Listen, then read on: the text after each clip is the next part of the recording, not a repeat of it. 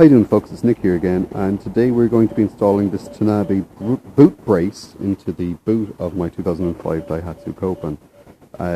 It comes pretty much with everything you need. It has bolts and washers, as well as the actual boot brace, fittings and the brace itself. Now, because we're going to have to leave the boot open for quite a while, I have my 10mm socket to remove the negative terminal of the battery, so the battery doesn't go flat. So that's the very first step you'll need to do.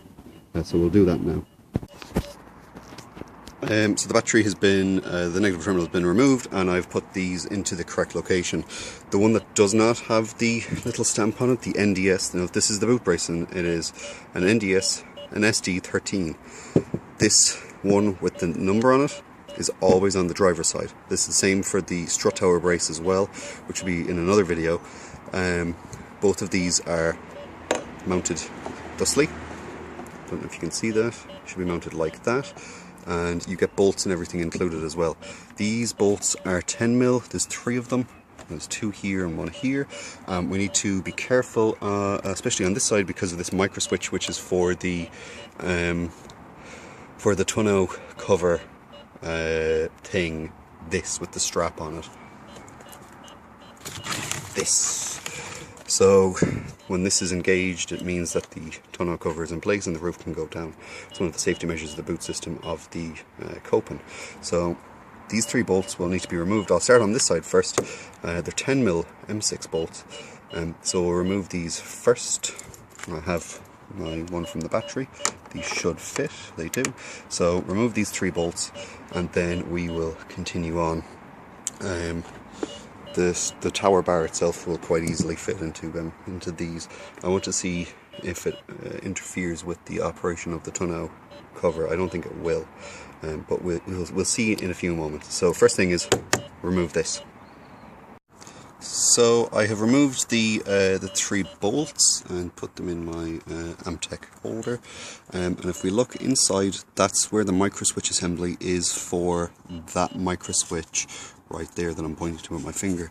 So you just need to pop that off to give you more access way, and then install one of these, the braces, the one that does not have the number on it. The instructions I got were all in Japanese, so I used Google Translate to help me, which wasn't very much helpful. So a big chunk of this is going to be me figuring out, but it's very, very straightforward. Very straightforward. So I will remove this and then attempt to mount this behind, and it shouldn't take too long. I'll see you in a second. Okay, so it looks like I might have made a bit of a mistake. Here you need to move this wooden partition into the boot area. You need to move that down, because if you can see in there, which you can just about see, there's a bolt, and this bolt goes into that hole and holds on thusly. I don't know why they include 2 bolts and 2 washers. I suppose I will find out momentarily when I try to install it. It could be for the mounting plate, it could be for anything, I'm not 100% too sure, but I'll find it out fairly soon and I will report back. So next step is to remove the bolt that's hidden down here. Now you might need to move the carpet. This is held in with a push pin there, and that's pretty much it, but I've just planned on just moving it out of the way, literally moving this out of the way, and then sticking this down and seeing where everything goes. So I'll be back in a moment. So I figured out where that bolt comes into use. So that's the bolt and washer that I've removed from underneath here. It's held on quite tightly, but as soon as you break the tension, it comes off fairly easily. You can put your hand in underneath this matting and undo it with your hand, which is what I've done. But as you can see, there's a difference in length. This makes sense because that is quite thick. It's approximately 2mm thick, I would imagine, from the look of it. So it makes sense that it has a longer bolt. So the next step will be to install this, and what I'm going to do is I'm only going to very loosely install it, so I can install the other side as well, make sure everything lines up, and then proceed on.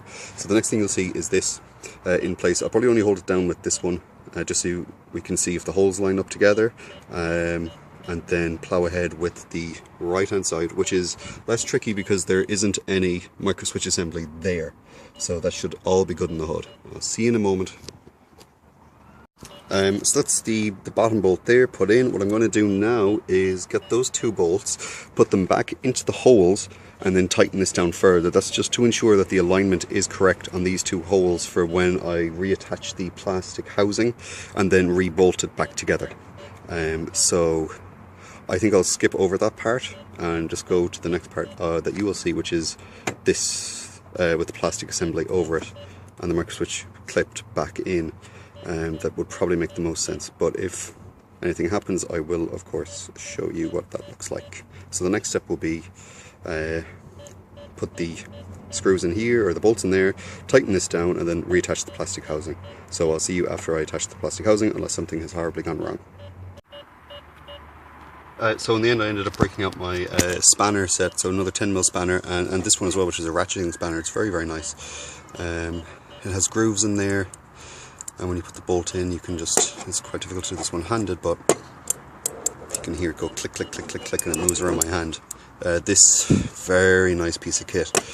You should be able to pick them up in any DIY store. So that's it installed, with very firmly held down, tighten it as tight as I could, and now the next step will be to put the plastic housing back into this location and see what it looks like, and reattach the micro switch assembly, of course. So I shall see you in a few minutes after I've done that. Okie dokie, and okie dokie, that's her done. It's easy, the 3 bolts just go on, reclip in the micro switch, tighten everything up, and job done. So next step will be doing it on the passenger side, which will be easier because there's no micro switch, and then I'll do that off camera, and then the next part will be actually installing the metal brace itself across the posts, and we'll see what that looks like. I imagine it might end up blocking the ability to remove the wooden panel that gives access to all of this crap that I have down here, but we'll see, and we'll cross that bridge when we come to it. So I'll see you in a minute. And that's it installed. As you can see, it has the NSD-13 there. I might possibly have fucked it up considering it's the wrong way around. We will see when I'm about to install the bar. So the bar is only held on with like tiny little bolts that you can put on finger tight. So I'm going to do that now and see. And if worst comes to worst, I remove these and swap the brackets around. And I will, of course, let you know if that is the case. I'll see you in a minute. It is worth pointing out that you will need a 17mm spanner.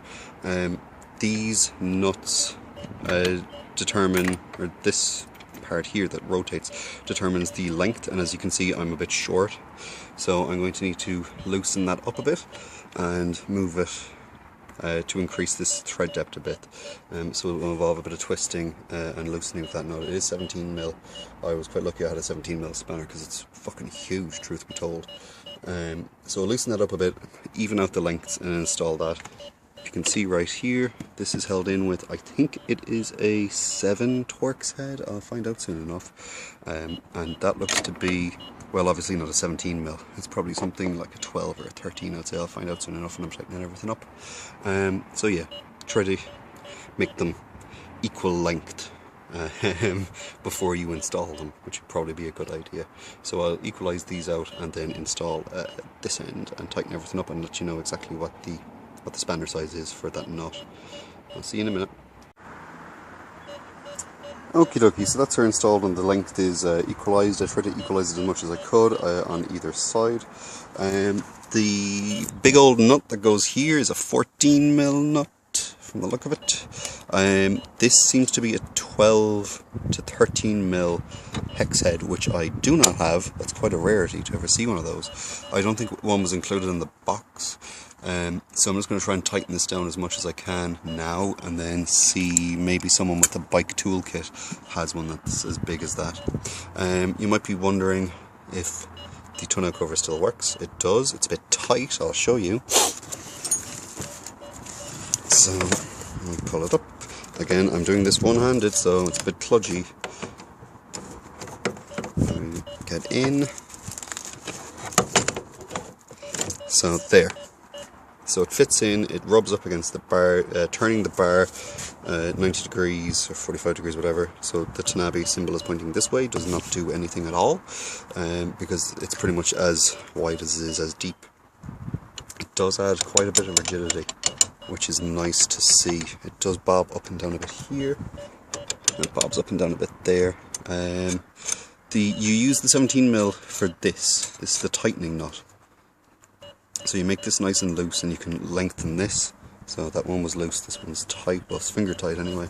I'm not going to tighten it down anymore because I don't want to scuff the finish. So the next step then is to get the bolts and bolt it on. It'll be short and sweet, and this took me probably about a half an hour, so it's not too bad. I'll show you a picture of what it looks like when I've finished it. So I'll see you in a sec. So you will need